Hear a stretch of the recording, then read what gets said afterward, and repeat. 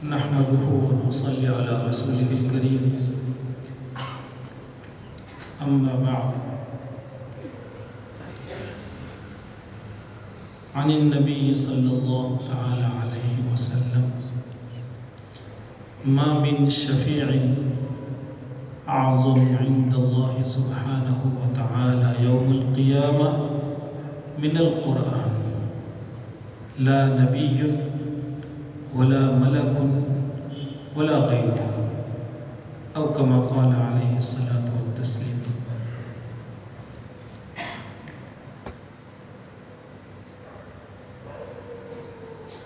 جامعہ ابن عباس رضی اللہ تعالیٰ عنہما کی اس خوبصورت مسابقۃ القرآن الکریم کی پاکیزہ روح پرور قرب خداوندی اور یاد خداوندی کے لیے جس کو بہترین سبب کہا جا سکتا ہو، ایسی پاکیزہ مجلس میں شریک حضرات علماء کرام، فخر الانبیاء صلی اللہ علیہ وسلم کے معزز مہمانوں اور ان مہمانان رسول صلی اللہ علیہ وسلم کو سننے، ان کے حوصلوں کو جلا بخشنے کی نیک نیتی سے تشریف لائے ہوئے میرے بزرگوں اور بھائیوں،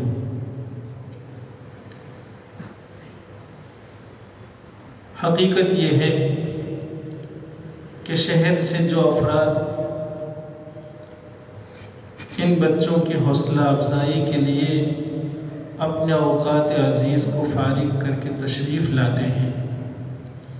اسی طرح ان حاملین قرآن کی خدمت کا جو جذبہ رکھتے ہیں، یا اللہ تعالیٰ کے وہ بندے جو اپنے گھاڑے پسینے کی اور دن بھر کھڑا رہ کر تجارت سے پائے نفع سے کچھ حصہ ان پاکیزہ درسگاہوں کے حوالے کر رہے ہیں، یہ ان کے شوق کمائی اور ذوق تجارت کو داد دینے والے ہیں کہ اللہ کے یہ بندے جہاں دنیا میں بہت اچھے تاجر ہیں، یہ اپنے آخرت کی تجارت سے بھی غافل نہیں ہیں۔ ظاہر بات ہے کہ دن بھر اپنے ماتحتوں کی جو ذمہ داری ہے اس کے لیے کمائی، دن بھر محنت کرنے کے بعد نہ آدمی کو موقع ہوتا ہے اور نہ استعداد ہوتی ہے کہ ان پاکیزہ درسگاہوں میں یہ جوان عمر بچے، یہ جوان عمر افراد اللہ تعالیٰ کے کلام پاک کی تلاوت اور اس کے حقوق کی ادائیگی کے لیے اپنے آپ کو جتنا کھپاتے ہیں اور الفاظ قرآنی کی ادا سے متعلق جتنی باریکیاں اور نزاکتیں ہیں، ان ساری نزاکتوں کو بجا لانے کے لیے یہ شب و روز لگے رہتے ہیں۔ ان کے دل جلے اساتذہ کرام کتنی محبت سے انہیں اپنے یہاں بار بار بلا کر ان کی تربیت فرماتے ہیں۔ یہ مواقع امت کے ان افراد کے پاس نہیں ہے کہ جو قرآن کریم کی ایسی خدمت کر سکیں، وہ دن بھر تجارت میں ہوتے ہیں، لیکن ان کی ذہانت کو اور تجارت کے ذوق کو داد دینی چاہیے کہ یہ حضرات اپنی کمائی سے کچھ حصہ ان حاملین قرآن کے لیے وقف فرما کر حاملین قرآن کی فہرست میں ایک درجہ اپنا نام لکھوا رہے ہیں۔ اللہ تعالیٰ آپ کے ان پاکیزہ جذبات کے بدل اس کی رضا نصیب فرما دے۔ سچ یہ ہے کہ دنیا میں ہر انسان اسی کی کوشش میں لگا ہوا ہے کہ اللہ تعالیٰ کسی راہ سے راضی ہو جائے، وہ خوش ہو جائے ہم سے۔ آپ عزیزوں نے اپنے اساتذہ کرام کے ساتھ مل کر سال بھر کی جو کچھ کوششیں کی ہیں، مسابقے کے پلیٹ فارم سے آپ نے ان کوششوں کو بہت خوبصورت، کامیاب اور بارآور انداز میں یہاں پیش کیا ہے۔ ہم دیکھ رہے تھے کہ جن بچوں کو ہم نے پچھلے سال سنا، اس سال بھی ان بچوں کے سننے کا موقع ملا، اور پورے یقین کے ساتھ کہہ رہا ہوں کہ پچھلے سال کے ان کی کیفیت میں اور اس سال کی کیفیت میں الحمدللہ ثم الحمدللہ ترقی کے کئی زینے نظر آئے کہ ہمارے یہ بچے ترقی کے زینے چڑھ رہے ہیں، ان میں صلاحیتیں پیدا ہو رہی ہیں، یہ قرآن کریم کا کچھ ایسا انداز اپنا رہے ہیں کہ کل جا کر جب یہ امت میں جائیں گے، کہیں نماز پڑھائیں گے، کہیں کسی جلسے میں قرات کریں گے، تو انشاءاللہ ثم انشاءاللہ ان کی قراتیں کئی آنکھوں کے لیے بہہ جانے کا سبب بنے گی انشاءاللہ ثم انشاءاللہ۔ اللہ تعالیٰ آپ کو خوب ترقیات سے نوازے، آپ کی خدمت میں، آپ کے اساتذہ کرام اور ارباب انتظام کی خدمت میں مبارکباد، بہت مبارک ماشاءاللہ۔ کوئی آپ کی محنت کو سمجھے یا نہیں سمجھے، لیکن بچوں حقیقت واقعہ یہ ہے کہ قرآن کریم انسان کے ساتھ جو وفاداری کرتا ہے، دنیا میں بھی وہ انسان کی عزت کا سبب بنتا ہے، قبر میں کیسی کیسی راحت اور کیسی عزتوں کا سبب بنے گا، اور پھر جب میدان محشر قائم ہوگا تو اس وقت انشاءاللہ ثم انشاءاللہ ہماری آپ کی یہ جو محنتیں ہیں یہ رنگ لائے گی، اور بہت بڑی دنیا یہ دیکھتی رہے گی کہ جن کو ہم نے کچھ سمجھا نہیں تھا، بارگاہ خداوندی میں وہ کتنی عزت رکھتے ہیں۔ اللہ تعالیٰ لاج رکھے، امت ہمارے لیے جو سرمایہ اور جو کچھ کمائی ان درسگاہوں کے لیے حوالے کر رہی ہے، بچوں ضرورت اس بات کی ہے کہ ہم امت کی اس قربانی کی قدر پہچانیں۔ امت نے ہمارے آپ کے مستقبل کو بنانے کے لیے یہ درسگاہیں بھی قائم کی، ان اساتذہ کرام کا انتظام فرمایا۔ اگر ان سارے اسباب و عوامل کے اختیار ہو جانے، میسر ہو جانے کے باوجود ہم اپنے مستقبل کو نہیں بنا پائے، تو ظاہر بات ہے کہ اب ہم کسی اور کو قصوروار نہیں کہہ پائیں گے۔ اس لیے مدارس میں آباد طبقے کے لیے اس وقت بڑی ضرورت ہے کہ وہ اپنے اوقات عزیز کی قدر پہچانیں، قدر پہچانو لوگ، کچھ کھو جانے کا جذبہ پیدا کرو۔ دنیا کو بھول جاتے ہیں کچھ وقت کے لیے، اور اپنے آپ کو بنائیے۔ جو عزیز ابھی قرات ثلاثہ کی تکمیل کر رہے تھے، کتنے دور سے، کتنے سینکڑوں کلومیٹر سے یہ جوان آئے ہیں قرات سبا کی تکمیل، اس کے بعد ثلاثہ کی تکمیل۔ ہم مفتی صاحب سے کہہ رہے تھے کہ دعا کیجیے کہ یہ اپنے وطن میں جا کر قرآن کریم کی صحیح معنی میں خدمت کریں، خوب خدمت کا جذبہ رکھیے۔ میرے عزیزوں، اتنا شریف فن ہے،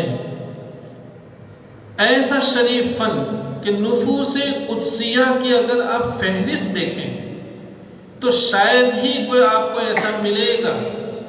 جس نے دیگر علوم اسلامیہ میں مہارت، کمال، درک اور پورا تعارف حاصل کرنے کے باوجود یہ فن ایسا ہے کہ اس شریف فن سے ہر ایک نے اپنے رشتے کو، اپنی وابستگی کو، اس کے لیے اپنے آپ کے کھپانے کو سعادت سمجھا ہے۔ جب یہ تکمیل کر رہے تھے ہم نے کہا کہ ان بچوں کو شاید معلوم نہیں ہوگا، یہ جتنے بھی لوگ سوانح تیار کرتے ہیں اکابر کی سوانح لکھتے ہیں، اور آپ نے بھی جب بھی امتحان آتا ہے تو وہ ایک کتاب احوال مصنفین کے حالات سب پڑھتے ہیں، مگر ہوتا یہ ہے کہ سوانح نگار کسی بھی شخص کا جو اہم عنصر اور اس کا جو خاص پہلو ہوتا ہے وہ اسی کو لے کر چلتا ہے۔ چنانچہ کتنے محدثین ہیں کہ جن کی قرأت میں جو خدمات ہیں وہ خدمات بہت سے ارباب قرأت سے بھی کہیں زیادہ امتیاز کے حامل ہیں، فائق ہیں، لیکن چونکہ ان کا اصل تعارف اور ان کی زیادہ سے زیادہ مصروفیت ان کے دروس کے اکثر اوقات حدیث شریف کی تشریح میں، قرآن کریم کی تفسیر میں رہے، جس کی وجہ سے علمی دنیا مدارس میں بسنے والے لوگ بھی اس سے واقف نہیں ہیں کہ یہ اکابر محدث ہونے کے ساتھ ساتھ قرأت سبع اور قرأت ثلاثہ اور کیسے اس کی تکمیل اور کتنا اپنے آپ کو کھپایا۔ ہم یہاں بیٹھے بیٹھے جب یہ تکمیل کر رہے تھے، میں نے کہا حضرت شاہ ولی اللہ رحمۃ اللہ علیہ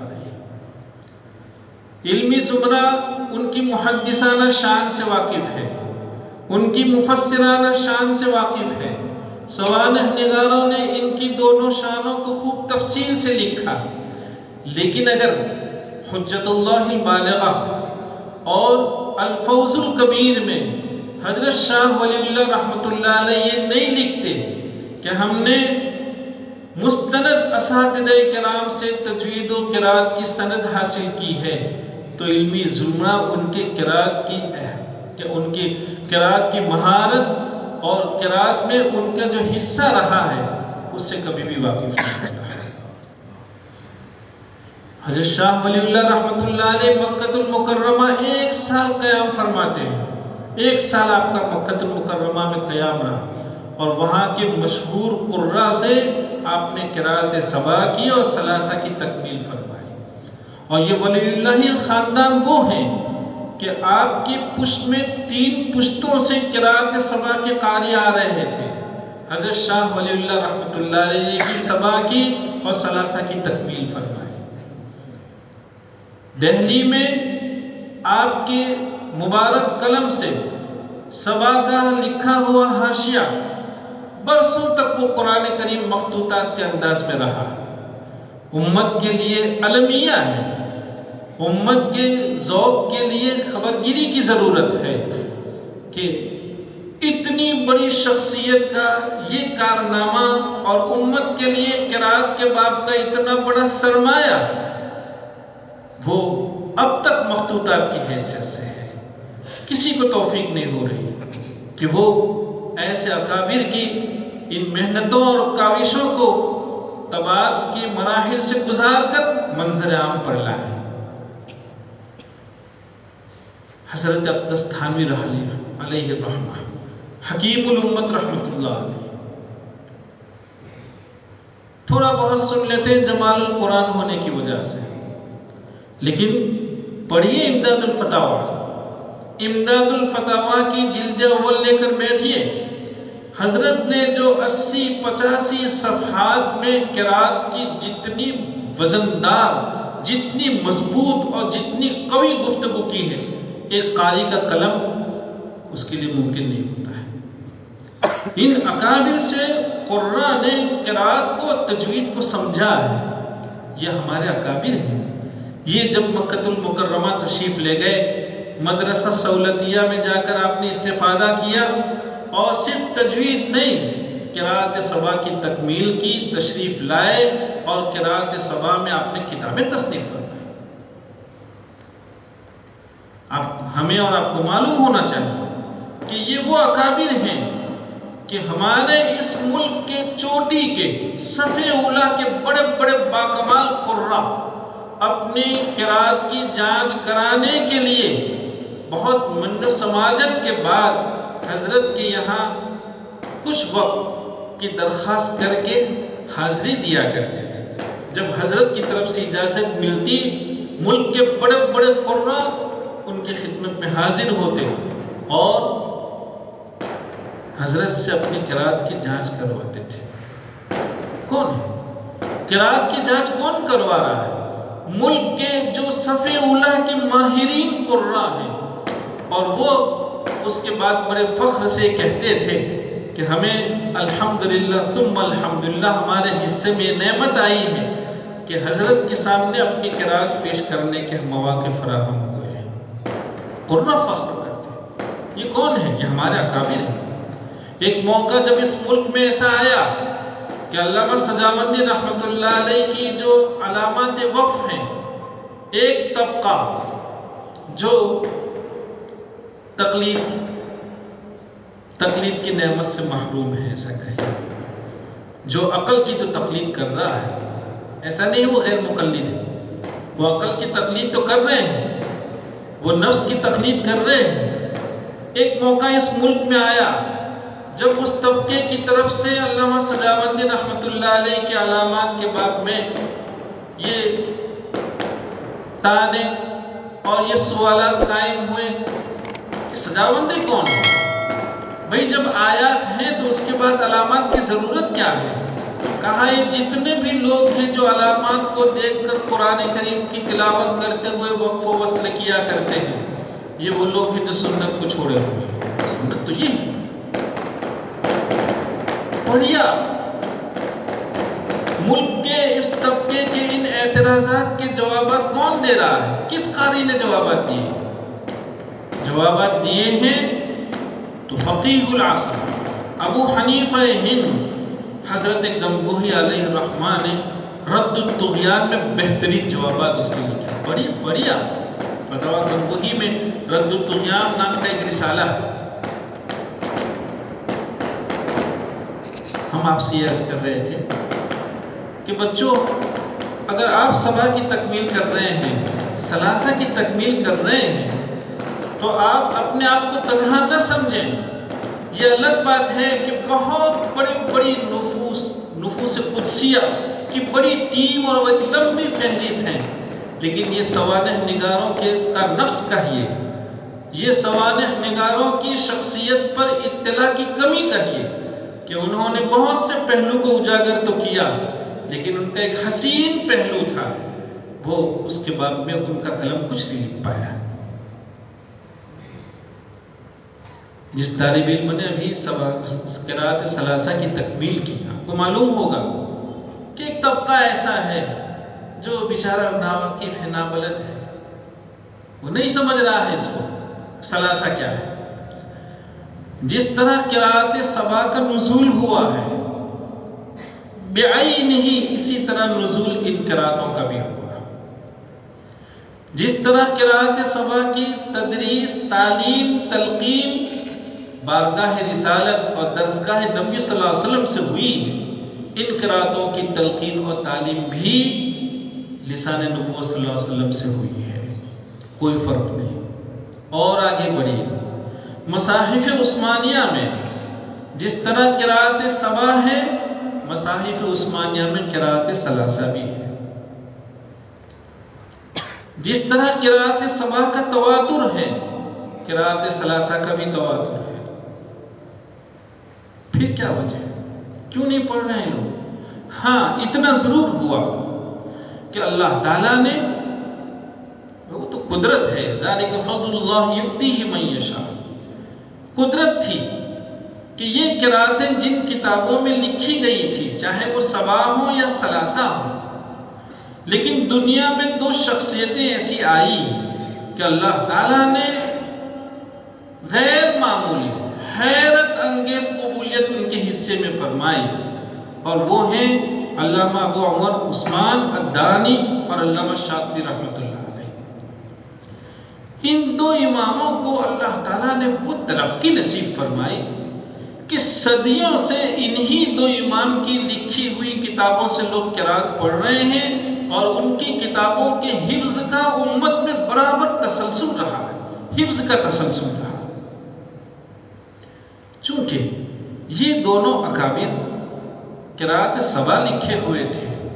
لہذا ثلاثہ کو ایسی عبقری شخصیات نہیں لکھی تھی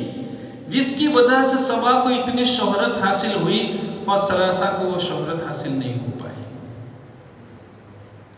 ورنہ جیسا کہ امام ابو العباس مہدوی رحمۃ اللہ علیہ نے لکھا ہے